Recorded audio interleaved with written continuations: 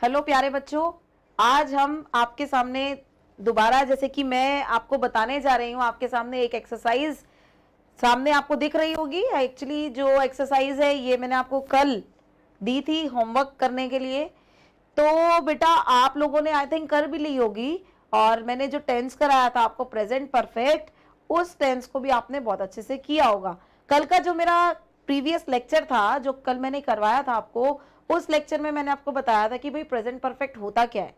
उसके साथ मैंने आपको कुछ सेंटेंस बताए, वाक्य बताए, उसके साथ मैंने आपको कुछ एडवर्ब्स बताई थी जो बहुत हेल्प मिलती है, जिससे हमको क्या करने में, हमको पहचानने में कि सेंटेंस कि कैसे हमको पता लगेगा कि वो प्रेजेंट परफेक्ट का है। भाई हमारे पास जो एक्सरसाइज आएगी उसमें ये थोड़ी लिखा होगा कि भाई मैं प्रेजेंट परफेक्ट की एक्सरसाइज का हूं, या कुछ ऐसा कुछ नहीं। नोट आपके कुछ भी बोर्ड में ऐसा कुछ नहीं आएगा। आपको तो एक फिलअप दे दिया जाएगा, उस फिलअप को आपको आइडेंटिफाई करना है कि वो फिलअप किस टेंस से रिलेटेड है, ये आपको देखना है। ठीक है, तो बेटा मैंने आपको जो एक्सरसाइज दी, पहले हम उसके ऊपर डिस्कस करते हैं, उसके बाद नेक्स्ट टेंस के ऊपर पहुंचते हैं अपन। तो पहला सेंटेंस देख लो। फर्स्ट सेंटेंस हमारा कह रहा है the monkeys dash destroy most of the flower plants in the garden recently. तो बेटा इस सेंटेंस में, इस सेंटेंस को करने से पहले मैं आपको दो तीन चीजें एक बार रिवाइज करा देती हूँ, जिससे कि आपको बहुत हेल्प मिलेगी रिवीजन के लिए। अपन ने जो प्रेजेंट परफेक्ट टेंस किया था, प्रेजेंट परफेक्ट टेंस,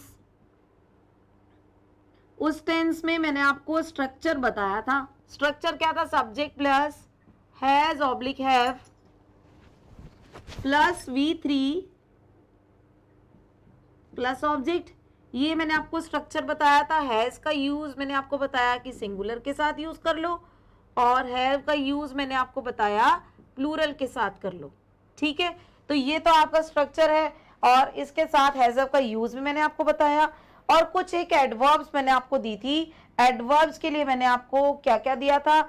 आपको मैंने बताया था before, after, recently, already, yet. तो ये सारी एडवर्ब्स मैंने आपको बताई थी। जस्ट, जस्ट नाउ, ये एडवर्ब्स मैंने आपको बताई थी। और येट का मैंने बताया था कि येट जो है वो नकारात्मक सेंटेंस का मीनिंग बनाने के लिए, किसी भी अर्थ को नकारात्मक बनाने के लिए हम येट का यूज करते हैं। तो आपका जो है ये जो स्ट्रक्चर है, इस स्ट्रक्चर को आपने याद किया होगा। Subject plus has plus verb third form plus object, याद कर लिया होगा। अब जो है हमें क्या करना है, ये चीज ध्यान रखो। मैंने आपको ASV यानी कि adverb, A for adverb, S for subject और V फॉर वर्ब, ये मैंने आपको बताया था कि हमेशा आपको किसी भी एक्सरसाइज को कंप्लीट करने से पहले याद रखना है। तो वही चीज आपको याद रखनी है। अब हम पहुंचते हैं फर्स्ट सेंटेंस पे। फर्स्ट जो आंसर है आपका वो देखेंगे। The monkeys dash destroy most of the flower plants in the garden recently। Recently आपकी एडवर्ब दे रखी है, तो एडवर्ब को हम बाहर निकाल लेते हैं। एडवर्ब यहाँ पे रिसेंटली है, हमको पता लग गया कि ये प्रेजेंट परफेक्ट है। प्रेजेंट परफेक्ट टेंस पता लगने के बाद हम देखेंगे कि हमारा सब्जेक्ट क्या है। सब्जेक्ट हमारा मंकीज है। भाई मंकीज जो दिया हुआ है वो प्लूरल है, तो क्या आ जाएगा? प्लूरल के लिए हम क्या यूज करते हैं? हैव। ये देखिए प्लूरल के साथ हम हैव का यूज करते हैं। मंकीज प्लूरल है, हैव लगा दिया। हैव के बाद वर्ब की थर्ड फॉर्म यूज कर लो, डिस्ट्रॉयड। तो डिस्ट्रॉयड वर्ब की थर्ड फॉर्म है, आप इसको यूज करेंगे। ठीक है, तो फर्स्ट सेंटेंस में आ गया the monkeys have destroyed most of the flower plants in the garden recently. ये आपका आंसर करेक्ट है। ठीक है, सेकेंड सेंटेंस देखते हैं बेटा। सेकेंड सेंटेंस में बता रखा है he dash just dash go out. तो इस सेंटेंस में आपको जस्ट जो है वो एडवर्ब आपकी कौन सी है? जस्ट एडवर्ब आपकी प्रेजेंट परफेक्ट की है। एडवर्ब देखने के बाद हमारा दूसरा काम क्या होता है? हम क्या देखेंगे? सब्जेक्ट को देखेंगे। सब्जेक्ट देखिए, सब्जेक्ट यहां पर क्या दिख रहा है? सब्जेक्ट हमारा दिख रहा है कि ही है यहां पर सब्जेक्ट। ठीक है, ही हमारा सिंगुलर है। सिंगुलर सब्जेक्ट के साथ हम क्या यूज करते हैं? सिंगुलर के साथ हम हैज का यूज करते हैं, तो हम यूज करेंगे ही। दूसरा आंसर देखिए, ही हैज, और आपके इसमें आ गया गो। गो की थर्ड फॉर्म देखिए, कल मैंने आपको बताई भी थी, गो, वेंट, गोन, तीन फॉर्म्स होती है ना बेटा। तो और मैंने फोर्थ फॉर्म भी बताई थी, गोइंग होती है, लेकिन यहाँ पे अभी हमको कहाँ तक देखना है, थर्ड फॉर्म तक देखना है, तो मैं आपको पहले इतना ही बता देती हूँ। तो थर्ड फॉर्म क्या होगी हमारी, गोन। तो थर्ड फॉर्म देखिए, he has just gone out, तो यहाँ पे लगा देंगे gone, he has just gone out. तो ये आपका सेंटेंस बिल्कुल करेक्ट है। थर्ड सेंटेंस पे आते हैं। थर्ड सेंटेंस में I dash see him somewhere before. Before जो दी गई है वो किसकी एडवर्ब हुई, बिफोर एडवर्ब आपकी हो गई प्रेजेंट परफेक्ट की। भाई प्रेजेंट परफेक्ट की एडवर्ब हमको पता लग गई, अब हम देखेंगे सब्जेक्ट क्या है।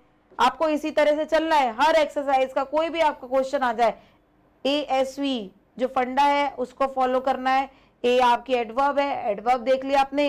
एस देखिए सब्जेक्ट क्या, आई है, आई के साथ हम क्या यूज करते हैं, हैव का यूज करते हैं। तो तीसरा आंसर हमारा क्या हो जाएगा, हैव तो लगा दीजिए, प्लस आप सी को क्या कर देंगे, थर्ड फॉर्म सीन। कैसे पता लगा, कल भी मैंने आपको लिखवाया था सी सॉ सीन, तो ये तो सेकेंड फॉर्म हुई और ये थर्ड फॉर्म हो गई। तो सीन आपकी थर्ड फॉर्म है, तो यहां पे क्या करेंगे, आप लिख देंगे आई हैव सीन। ठीक है, तो सीन आपकी थर्ड फॉर्म है, राइट। अब आते हैं फोर्थ सेंटेंस में। फोर्थ सेंटेंस बोल रहा है he dash already dash take tea. ठीक है, he dash already dash take tea, इसका मतलब हुआ कि एडवर्ब हमारी ऑलरेडी है, ही हमारा सब्जेक्ट है। ठीक है, अब सब्जेक्ट को देख के हम अपनी एडवर्ब को ध्यान में रखते हुए हमने सब्जेक्ट के साथ हेल्पिंग वर्ब लगानी है। हेल्पिंग वर्ब हमारी ही के साथ क्या लगेगी, हैज हेल्पिंग वर्ब लगेगी, क्योंकि ही हमारा क्या है, सिंगुलर है। ही के साथ हैज यूज कर लिया। टेक वर्ब है, टेक के थर्ड फॉर्म और सेकेंड फॉर्म के बारे में हम थोड़ा सा देख लेते हैं। यहाँ पर टेक, टुक, टेकन, थर्ड फॉर्म क्या हो जाएगी, टेकन। तो टेकन अपनी थर्ड फॉर्म है, तो हम यहां पर लिख देंगे he has already taken. Taken आपकी थर्ड फॉर्म हो गई। ठीक है, समझ में आ रहा होगा। अब आते हैं नेक्स्ट सेंटेंस, फिफ्थ पे आते हैं। Shri Mukesh Sharma dash publish a lot of English books so far. So far बेटा ये जो एडवर्ब मैंने यहाँ पर आपको बता रही हूँ, सो फार, ये एडवर्ब भी आप अपने जो मैंने कल एडवर्ब्स लिखवाई थी उसमें लिख लो। सो फार एडवर्ब भी आपकी प्रेजेंट परफेक्ट में आती है। सो फार भी एक ऐसी एडवर्ब है जो आपकी प्रेजेंट परफेक्ट में आती है, लेकिन जब आप कंपटीशन लेवल पे पहुंचते हैं तो थोड़ा सा इसका फर्क आ जाता है। लेकिन अभी आपको अपने 10th के या 8th के जो भी बोर्ड के एग्जाम्स हैं आप उसके अकॉर्डिंग कर रहे हैं, उसमें आप केवल क्या करेंगे, सो फार को आप परफेक्ट में ही अज्यूम करेंगे। ठीक है, तो आप प्रेजेंट परफेक्ट में मान लेंगे इसको। प्रेजेंट परफेक्ट है, आपको क्या करना है, मुकेश शर्मा आपका जो है यहाँ पर श्री मुकेश शर्मा सिंगुलर है। ठीक है, तो आप क्या यूज करेंगे, फिफ्थ में मुकेश शर्मा के साथ हैज लगा देंगे, क्योंकि एक नाम है, कोई भी नेम आता है तो हैज का यूज कर लिया जाता है। हैज के साथ third form publish, published, published forms में यहाँ लिख रही हूँ PUBLISH, PUBLISHED,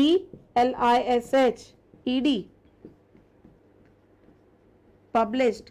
अब आप सोच रहे होंगे कि मैम ने तो दोनों ही फॉर्म एक जैसी लिख दी, मन में ये चीज तो आ रही होगी कि दोनों वर्ब्स एक जैसी कैसे हो गई।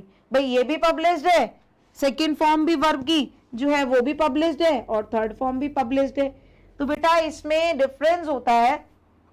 डिफरेंस क्या है, आप सोच रहे होंगे कि भाई डिफरेंस तो कहीं दिख ही नहीं रहा, स्पेलिंग भी सिमिलर है और भाई प्रोनाउंसिएशन जो है हम जिसको बोल रहे हैं बोलने का तरीका भी भाई पब्लिश्ड ही आ रहा है, तो क्या फर्क हुआ इसमें। तो इसका फर्क मैं आपको बता देती हूँ। एक्चुअली क्या होता है कि जो पब्लिश्ड है, ये जो फर्स्ट सेकंड फॉर्म मैंने आपको लिख के दी है, पब्लिश्ड जो है ये तो सेकंड फॉर्म है ही, लेकिन थर्ड फॉर्म तब मानी जाएगी जब इससे पहले कोई हेल्पिंग वर्ब हो, यानी कि इससे पहले हेल्पिंग वर्ब का आना जरूरी होता है। अब हेल्पिंग वर्ब क्या होंगी, हेल्पिंग वर्ब क्या है, हैज, हैव, हैड और विल हैव, शैल हैव, ये सारी हेल्पिंग वर्ब्स होती है। अगर ये हेल्पिंग वर्ब्स आ जाए तो डेफिनेटली वो क्या बन जाती है, वर्ब की थर्ड फॉर्म बन जाती है। ठीक है, तो पब्लिश्ड जो है वो तब मानी जाएगी थर्ड फॉर्म जब उसके आगे हेल्पिंग वर्ब्स आ जाती है, has, have, had, will have, shall have, ये हेल्पिंग वर्ब जो होती है परफेक्ट की होती है। जब ये हेल्पिंग वर्ब्स आ जाती हैं तो इसको वर्ब की थर्ड फॉर्म माना जाता है। तो फिफ्थ सेंटेंस में आ जाएगा हैज पब्लिश्ड। ठीक है बेटा, तो हैज पब्लिश्ड जो है इसकी थर्ड फॉर्म है। आप इसको बिल्कुल थर्ड फॉर्म मानेंगे क्योंकि हैज यहाँ पे आपकी हेल्पिंग वर्ब है। ठीक, अब आते हैं अपन सिक्स सेंटेंस पे। सिक्स सेंटेंस में देखिए कोई एडवर्ब दे रखी है। कौन सी एडवर्ब है? Just now. Just now adverb जो है वो आपकी प्रेजेंट परफेक्ट की एडवर्ब है। प्रेजेंट परफेक्ट की एडवर्ब आने के बाद अब हम देखेंगे सब्जेक्ट पे पहुंचेंगे। सब्जेक्ट हमारा आई दे रखा है। अब आई जो सब्जेक्ट है आप आई के अकॉर्डिंग हैव यूज करेंगे। ठीक है, हैव यूज हो गया। अब हैव के साथ थर्ड फॉर्म यूज कर दो, सीन। थर्ड फॉर्म सीन हो जाएगी, आई हैव सीन। ठीक है बेटा, तो बहुत सिंपल हो जाता है थर्ड फॉर्म। अब सोच रहे होंगे सीन कैसे हो गया ये, तो बेटा आपने अभी सेकंड सेंटेंस में भी तो किया है, सी सॉ सीन। तो आपको मैंने वर्ब्स भी बताई थी, देखिए सी सॉ सीन, तो वो ही चीज है, थर्ड फॉर्म आपकी क्या हो जाएगी? सीन हो जाएगी। तो सिक्स सेंटेंस भी आई थिंक आपको समझ में आ गया होगा। तो सेवन पे आते हैं आप। सेवन देखिए, I dash finish Ramayan recently, I shall read Rangbhoomi. अब इस सेंटेंस में आपको लग रहा होगा कि भाई इस सेंटेंस में तो शैल भी आ गया, इस सेंटेंस में शैल आ गया जो कि फ्यूचर की बात करते हैं, इसमें तो ये तो फ्यूचर को बता रहा है। तो भाई हमको अभी आगे के सेंटेंस से कोई मतलब नहीं है, हमें देखना है क्या इसमें प्रेजेंट परफेक्ट की कोई एडवर्ब दे रखी है। एडवर्ब हो तो भाई आपको क्या करना है, एएसवी का स्ट्रक्चर ध्यान रखे। आपका रिसेंटली जो है वो आपकी प्रेजेंट परफेक्ट की एडवर्ब है। ठीक है, अब प्रेजेंट परफेक्ट की एडवर्ब है, उसके साथ हम सब्जेक्ट पे पहुंचेंगे। सब्जेक्ट हमारा क्या है? आई है। आई के साथ हम क्या यूज करते हैं? हैव का यूज करते हैं। ठीक है, अब हैव का यूज कर लिया, अब वर्ब की थर्ड फॉर्म यूज कीजिए, फिनिश्ड। कौन सी फॉर्म आ जाएगी? Finished, FINISHED, finished. आप वही बात सोचेंगे कि भाई अभी फिनिश्ड वाली बात भी सिमिलर ही हो गई। कैसे कि फिनिश्ड भी तो भाई सेकेंड फॉर्म है। देखिए फिनिश है, फिनिश्ड, फिनिश्ड। ठीक है, तो भाई वर्ब्स तो ये दोनों सिमिलर हैं। तो बेटा आपको मैं बता दूं कि ज्यादातर वर्ब्स जो होती है वो सिमिलर होती है सेकंड थर्ड में, लेकिन सारी नहीं होती है। ज्यादातर वर्ब्स जो होती हैं वो सेकंड फॉर्म और थर्ड फॉर्म में सिमिलर होती है। तो सिमिलर अगर है, फर्क कैसे पता लगेगा कि थर्ड फॉर्म जो होती है वो अपनी हेल्पिंग वर्ब के साथ आती है। हेल्पिंग वर्ब मैंने आपको बताई, कौन कौन सी बताई? एक बताई हैज, एक बताई हैव, एक मैंने बताया हैड, एक बताया मैंने विल हैव, और एक मैंने बताया शैल हैव। आप अपनी नोटबुक में ये लिख सकते हैं कि ये कुछ एक एडवर्ब्स है जिनके साथ हमेशा वर्ब की थर्ड फॉर्म का प्रयोग किया जाता है। किसी भी आप अगर कोई सेंटेंस बना रहे हैं, कोई एक्सरसाइज कर रहे हैं, कोई भी आंसर लिखना चाहते हैं, क्वेश्चन आंसर लिखने में बहुत डिफिकल्टी लगती है। कई बार हमें चैप्टर समझ में आ जाता है, क्वेश्चन आंसर याद नहीं होते, तो उस कंडीशन में हमें ये चीजें ध्यान रखनी है। हैज हैव, ये had, will have, shall have. Has have जो प्रेजेंट की एडवर्ब है, हैड जो पास्ट की एडवर्ब है, और विल हैव शैल हैव जो होती है वो फ्यूचर की एडवर्ब होती है। बहुत सिंपल।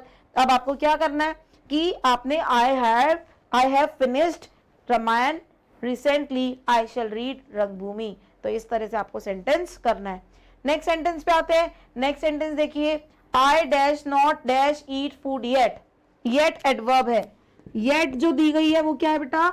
एडवर्ब है। एडवर्ब, कल मैंने आपको ये भी चीज बताई थी कि येट जो होता है वो नकारात्मक वाक्यों को बताता है। ठीक है, अब नकारात्मक वाक्यों को बताने के लिए येट का यूज किया जा रहा है। तो येट जो है, अब येट से पहले आप देखिए सेंटेंस में नॉट भी दिख रहा है, ठीक दिख रहा है ना? तो आप क्या करेंगे, आई के बाद हेल्पिंग वर्ब लगाएं, फिर नॉट लगाएं, फिर वर्ब की थर्ड फॉर्म लगा दें, ईट, एट, ईटन। तो आपकी जो वर्ब हो जाएगी वो क्या होगी? Eat, ate, ATE, eaten, EATEN, EATEN, eaten. तो आपको इन वर्ब्स का भी ध्यान रखना है। ठीक है, तो थर्ड फॉर्म आपकी ईटन है, आप ईटन यहां पर यूज करेंगे। आई के साथ हैव लगेगा और EATEN, ईटन आपकी वर्ब लग जाएगी। ठीक, अब नेक्स्ट आते हैं अपन 9 सेंटेंस पे। 9 सेंटेंस देखिए, 9 सेंटेंस में बताया जा रहा I dash live in this house before 4 years। इस सेंटेंस में आपको बताया गया बिफोर, ठीक है, इस घर में मैं 4 साल पहले से रह चुका हूं। इस सेंटेंस की हिंदी ये हुई, बिफोर दिया हुआ है तो बिफोर आपका प्रेजेंट परफेक्ट को बता रहा है, प्रेजेंट परफेक्ट पता लग गया। अब आप भाई आपको यहाँ पे एडवर्ब बिफोर पता लग गई, ठीक। अब आप आते हैं सब्जेक्ट पे, सब्जेक्ट आई है, आई के साथ क्या लगेगा, हैव लगेगा। तो live, lived, lived, third form क्या होती है, लिव्ड होती है, LIVED। अब आते हैं 10 सेंटेंस पे, Manoj dash just dash go out. बेटा जस्ट पहुंच जाओ, आपका ये जो 10 सेंटेंस है, आप जस्ट सेकंड सेंटेंस पे एक बार देखो। सेकंड सेंटेंस में मैंने आपको बताया, क्या बता रखा है सेकंड सेंटेंस पे, सेकंड सेंटेंस में मैंने आपको बताया है कि ही यहाँ पर यूज कर लिया गया है। ही का मतलब जो है वो भी लड़का है और मनोज भी तो एक लड़का ही है। सेंटेंस वही दे दिया लेकिन मैंने सब्जेक्ट चेंज कर दिया, तो इसका मतलब ये हुआ कि मनोज जो है उसके साथ हम सिंगुलर ही यूज करेंगे और वर्ब की थर्ड फॉर्म यूज करेंगे। तो Manoj has do did done. अभी यहाँ पे गो है तो गो क्या करें, गो वेंट गोन। अगर डू होती तो डू डिड डन कर देते, गो है तो गो वेंट गोन। तो आपको क्या करना, Manoj has gone, Manoj has just gone out. तो ये आपके सेंटेंसेस जो मैंने बताए आपको आई थिंक समझ में आए होंगे। एक बार बेटा दोबारा से मैं आपको थोड़ा सा हेल्प कर देती हूँ, दोबारा सा एक बार रिवीजन दे देती हूँ। रिसेंटली फर्स्ट सेंटेंस में दिया गया है इसलिए आपको पता लग गया कि ये प्रेजेंट परफेक्ट है और आपने सब्जेक्ट जो था मंकीज है, प्लूरल है, तो मंकीज के साथ हैव लगा के थर्ड फॉर्म लगा दी, डिस्ट्रॉयड, ठीक है। सेकंड सेंटेंस में जस्ट आपकी एडवर्ब है, एडवर्ब जब आ जाती है तो हम सब्जेक्ट देखते हैं, सब्जेक्ट हमारा सिंगुलर है, सिंगुलर के साथ हैज लगता है, हैज प्लस आपने थर्ड फॉर्म का यूज कर लिया, ठीक। अब आता है आपका थर्ड सेंटेंस। थर्ड सेंटेंस में आप क्या करेंगे, थर्ड सेंटेंस का ध्यान रखना है आपको। थर्ड सेंटेंस में आपने बिफोर एडवर्ब देखी, बिफोर के बाद आपने देखा कि आपका सब्जेक्ट जो है वो ही है, ही के साथ आपको क्या लगाना है, फोर्थ सेंटेंस में जो है आपको देखा आपने कि फोर्थ सेंटेंस में ऑलरेडी दे रखा है, ऑलरेडी के साथ आपको क्या करना है, फर्स्ट जो आप सब्जेक्ट देखेंगे सब्जेक्ट आपका ही है और हैज आपकी हेल्पिंग वर्ब थर्ड फॉर्म लग जाएगी। इसी तरह से फिफ्थ सेंटेंस में सो फार एडवर्ब है, मुकेश शर्मा जो दे रखा है वो आपका सब्जेक्ट है, सब्जेक्ट के बाद आपको सिंगुलर आपका सब्जेक्ट बता रहा है, हैज लगा के वर्ब की थर्ड फॉर्म यूज कर देंगे। सेम है सिक्स्थ में भी, जस्ट नाउ एडवर्ब है, आई आपका सब्जेक्ट है, आई जो होता है वो प्लूरल होता है, हैव लगा के थर्ड फॉर्म लगा देंगे। इसी तरह से नेक्स्ट में रिसेंटली दे रखा है सेवेंथ में, रिसेंटली आपकी एडवर्ब प्रेजेंट परफेक्ट को बता रही है, आई आपका सब्जेक्ट है, आई के साथ आपको हैव यूज करके थर्ड फॉर्म यूज करनी है, ठीक है, फिनिश्ड हो जाएगा। इसी तरह से येट जो है वो नेगेटिव सेंस को बताता है, येट आपकी प्रेजेंट परफेक्ट की एडवर्ब है, आई आपका सब्जेक्ट जो है वो प्लूरल है, आई के साथ हैव लगा के वर्ब की थर्ड फॉर्म यूज कर देंगे। और नेक्स्ट सेंटेंस नाइन्थ में भी यही हुआ है, बिफोर आया है, बिफोर आपकी एडवर्ब किसकी आती है, आपकी एडवर्ब प्रेजेंट परफेक्ट की है, प्रेजेंट परफेक्ट की एडवर्ब देखने के बाद आप सब्जेक्ट पे पहुंचेंगे, सब्जेक्ट आपका आई है और आई के साथ हैव लगा के वर्ब की थर्ड फॉर्म कर देंगे। सेम एज जस्ट आपका जो है वो भी आपका प्रेजेंट परफेक्ट है। प्रेजेंट परफेक्ट आने के बाद आप देखेंगे सब्जेक्ट हमारा मनोज दिया गया, यहाँ पर मनोज आपका सिंगुलर है, सिंगुलर जब आपका सब्जेक्ट आता है तो आप क्या करेंगे, उसके साथ आप हेल्पिंग वर्ब सिंगुलर लगाएंगे, हैज लगा के वर्ब की थर्ड फॉर्म लगा देंगे, ठीक है। ये तो आपकी एक्सरसाइज हो गई, इसके ऊपर अपन ने डिस्कस किया। ये एक्सरसाइज आई थिंक आपको समझ में आ गई होगी। बेटा इतना होने के बाद अब मैं आपको नेक्स्ट टॉपिक यानी कि आपका जो प्रेजेंट परफेक्ट कंटिन्यूअस टेंस आता है वो बताती हूँ। अब इस एक्सरसाइज को घर पे आप एक बार रिवाइज करें, दोबारा से अपनी गलतियों को पहचानें कि आप कहाँ पे मिस्टेक कर रहे हैं, ताकि हम बोर्ड्स में उस गलती को दोबारा दोहराएं नहीं, ठीक है। अब बात करते हैं नेक्स्ट टेंस की। अब देखिए next tense present perfect continuous tense. क्या होता है प्रेजेंट परफेक्ट कॉन्टिन्यूअस टेंस, इसका ध्यान दे। प्रेजेंट परफेक्ट कॉन्टिन्यूअस टेंस जैसे कि मैं आपको बता दूं, ये टेंस दिखने में तो इसका स्ट्रक्चर तो बहुत बड़ा लगता है, लेकिन हमें घबराना नहीं है। प्रेजेंट परफेक्ट कंटिन्यूअस टेंस दिखने में स्ट्रक्चर बड़ा है, लेकिन सबसे आसान जो होता है टेंस वो होता है प्रेजेंट परफेक्ट कंटीन्यूअस टेंस। देखिए कैसे आसान है, अगर मैं बोल रही हूं कि बहुत आसान टेंस है तो कोई तो बात होगी, ठीक है। तो कैसे आसान है, देखिए present perfect continuous tense, present perfect continuous tense, ठीक है। इस टेंस को हम सीखेंगे क्या होता है present perfect continuous tense. Present perfect continuous tense वो टेंस है जिसको हम कहते हैं कि बेटा मैंने कहा कि मैं सुबह से पढ़ा रही हूं, तुम 2 घंटे से खेल रहे हो, राधा 4 घंटे से बाजार में घूम रही है, बच्चे 2 बजे से पार्क में खेल रहे हैं, मैदान में खेल रहे हैं। तो ये जो मैंने सेंटेंस बोले, इन सेंटेंस का मतलब है कि जो काम है, जैसे मैंने बोला मैं सुबह से पढ़ा रही हूं, मैंने अगर ये सेंटेंस बोला, वाक्य बोला कि मैं सुबह से पढ़ा रही हूं, तो मैं पढ़ा कब से रही हूं, बिल्कुल कब से पढ़ा रही हूं, सुबह से पढ़ा रही हूं। तो सुबह से तो मैं पढ़ा ही रही हूं, यानी कि अब भी पढ़ा रही हूं, यानी कि ये काम क्या है, अभी भी चल रहा है। तो इसके लिए बेटा इसका स्ट्रक्चर जो होता है वो subject plus has been, have been, first form ING, object, since, for, timing, ये तो इसका स्ट्रक्चर हो गया, ठीक है। Has been, have been, first form ING plus object plus since for plus timing. Has been का यूज जो होता है वो तो होता है सिंगुलर में, ठीक है, और हैव बीन का जो यूज होता है वो होता है प्लूरल नंबर में, ठीक है। तो हैज बीन का यूज कहाँ होगा, सिंगुलर में, और हैव बीन का यूज कहाँ होगा, प्लूरल में। ये तो इसका डिफरेंस है जो मैंने आपको बताया कि हैज बीन और हैव बीन का यूज कहाँ होता है। और हमने भाई इसे पिछले वाले टेंस में भी तो यही पढ़ा है कि हैज बीन को, हैज को हम कहाँ यूज करते हैं, सिंगुलर के साथ, और हैव को कहाँ यूज करते हैं, प्लूरल के साथ। अब देखिए बेटा, आप सोच रहे होंगे कि भाई ठीक है भाई, सब्जेक्ट समझ में आ गया, हैज बीन हैव बीन भी हो गया, फर्स्ट फॉर्म आईएनजी, इसको हम वर्ब की फोर्थ फॉर्म भी बोलते हैं, आपको मैंने कल बताया था, ऑब्जेक्ट भी समझ में आ गया। तो भाई ये क्या है, सिंस फोर क्या है, सिंस फोर क्या होता है, अब इसके बारे में डिस्कस कर लेते हैं। देखो सिंस फोर, सिंस फोर क्या है उसके बारे में देखिए। सिंस और फोर में डिफरेंस क्या है।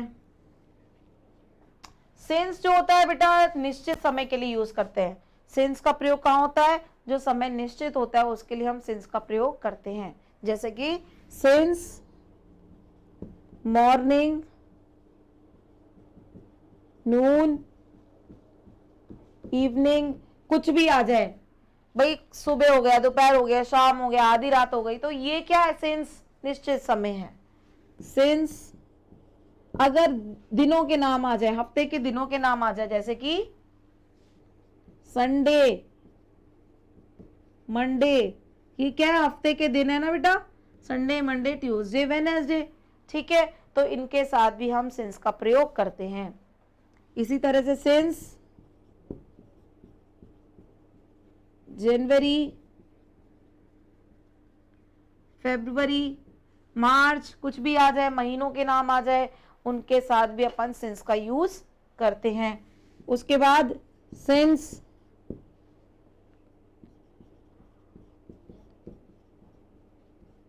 सिंस के साथ लास्ट या नेक्स्ट आ जाए, लास्ट मतलब पिछला, नेक्स्ट मतलब अगला, ठीक है। सिंस का यूज लास्ट के साथ कोई टाइम दिया हुआ है तो हम सिंस लगाएंगे भाई। अगर लास्ट है, last month, next month, next year, last session, last week, अगर ऐसे आ जाता है तो हम क्या लगाएंगे, सिंस का प्रयोग करेंगे, ठीक है।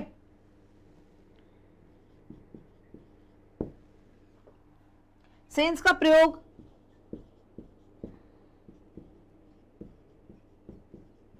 समय जो दिया गया है, यानी कि अगर कोई टाइम आ गया, किसी साल के बारे में बात कर रहे हैं, अगर हम कोई साल आ गया तो उसके साथ भी अपन सिंस का यूज करेंगे। जैसे कि सिंस 1927, सिंस 1947, सिंस 2010 या सिंस 2020, कोई भी टाइम अगर आ जाता है तो हम सिंस का यूज करेंगे, ठीक है। और अगर आ जाए सिंस 5 o'clock, 7 o'clock, कोई भी टाइम मैंने बोल दिया, जैसे मैंने बोला I have been meeting you since 5 o'clock, ठीक है, तो इसका मतलब सिंस 5 o'clock यूज किया गया, यानी कि वो सिंस के साथ जो टाइम आया 5 o'clock, समय दे दिया 5 बजे। भाई मैं अगर कह रही हूँ 5 बजे, तो 5 बजे का मतलब मैं अगर आपको 3 बजे ये बात बोल रही हूँ तो आने वाले 5 बजे के लिए बोल रही हूँ कि 5 बजे मैं तुमसे एक मीटिंग कर रही हूँगी, ठीक है। तो यहाँ पर ये जो वर्ड है 5 o'clock, 7 o'clock, 10 o'clock, since use किया जाता है। ऐसे ही सिंस का प्रयोग कहाँ करेंगे, सिंस 7 AM, 2 PM, या कोई भी समय आ जाए सुबह का। AM मतलब होता है एंटी मेरिडियन और ये PM का मतलब होता है पोस्ट मेरिडियन, ठीक है।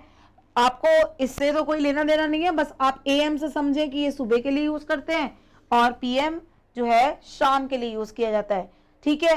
तो AM और PM के लिए भी सिंस का प्रयोग हम करते हैं। इसी के साथ सिंस का यूज और भी बहुत सी जगह किया जाता है, आपको ये तो ध्यान रखना ही है।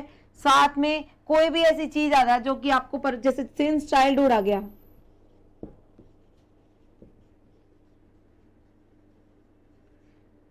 Since young age, childhood, young age, right, old age, तो ये तो हमारा क्या हो गया, सिंस यूज करेंगे। क्यों, क्योंकि सिंस जो है एक निश्चित समय को बता रहा है, यानी कि चाइल्डहुड का मतलब बचपन है, बचपन से, सिंस चाइल्डहुड ही हैज बीन रीडिंग बुक्स, यानी कि वो बचपन से ही किताबें पढ़ रहा है, ठीक है। तो सिंस का यूज हम यहाँ पर करेंगे। और एक चीज आपको बताना चाहूंगी, इसमें हिंदी में बोलते हैं से रहा है, से रही है, से रहे हैं, ठीक है। तो ये हिंदी में इसको यूज करते हैं और ध्यान रखना है, हमको जो स्ट्रक्चर है उसको फॉलो करना है। अब बात करते हैं फोर का यूज कहाँ होता है। भाई फोर का यूज कहाँ करना है वो ध्यान दें। फोर का यूज वहां किया जाता है जहां पे समय निश्चित ना हो, यानी कि सिंस तो क्या है, निश्चित समय के लिए करते हैं, और फोर का यूज वहां किया जाता है जहां पे समय निश्चित ना हो। अब निश्चित समय नहीं है तो इसका मतलब अगर बात करूं कि 4 2 days, 7 days, 5 days, कुछ भी आ जाए तो वहां पर 4 का यूज कर लिया जाएगा। ऐसे अगर बात करते हैं 4 7 weeks,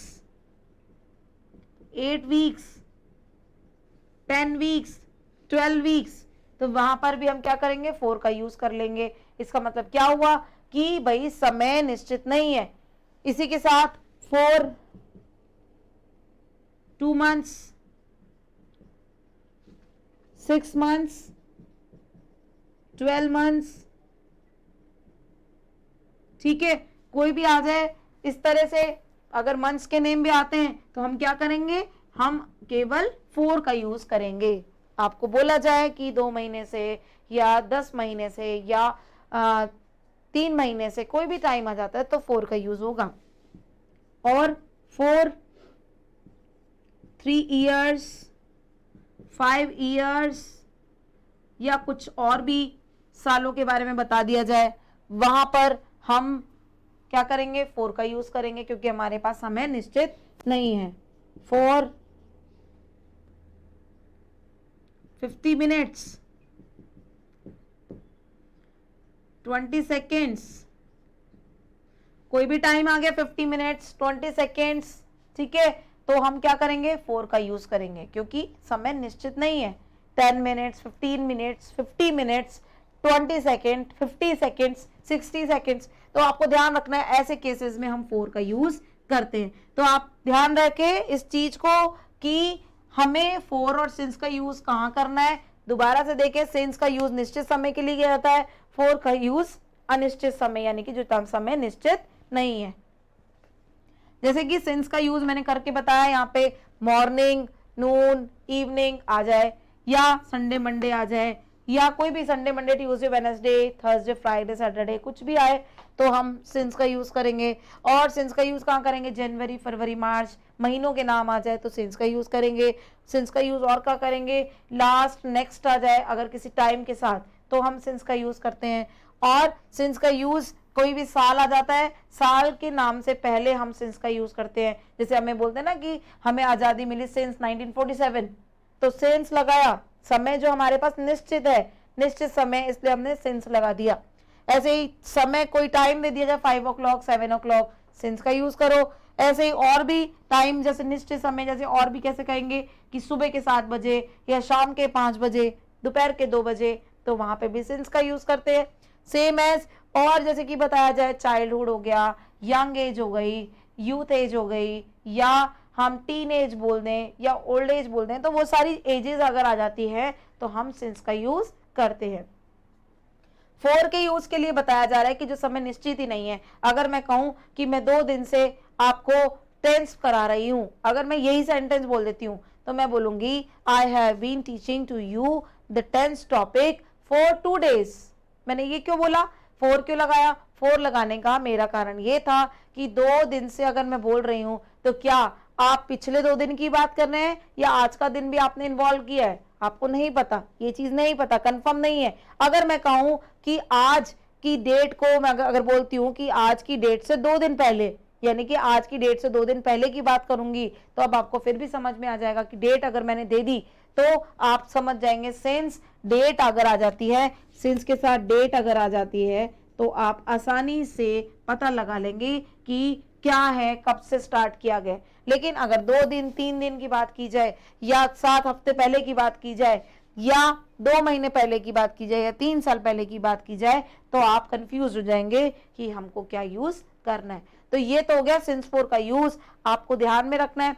सेंटेंस कैसे होंगे वाक्य के लिए, जैसे कि मैंने बोला I have been teaching you since morning, morning, ठीक है। सिंस मॉर्निंग आ गया, आपको इस तरह से भरना है, आराम से कर लेंगे। एडवर्ब आपको पता लगी गई है, सिंस आ गई है, एडवर्ब हो गई है, तो बस उसके बाद आपको पता लगा लिया आपने कि सिंस अगर आ जाता है और आपका सेंटेंस आपको ब्रैकेट में अगर इसको दे दिया जाए टीच, और आप क्या करोगे, I have been teaching since morning. अगर बेटा मैं कहूं नेगेटिव बनाओ, आई हैव नॉट बीन हो जाएगा, बस ये not been teaching, I have not been teaching you since morning, ठीक है। अगर मैं कहूं इंटरोगेटिव बनाओ, have I been teaching you since morning, यहाँ पे हैव आ जाएगा और इस तरह से आपको वर्ब दे दी जाएगी ब्रैकेट में, जैसे ब्रैकेट में आपको टीच दे दिया, ठीक है। और फोर्थ लास्ट जो सेंटेंस है आपका आ जाएगा हैव आई, आपको दे दिया नॉट टीच,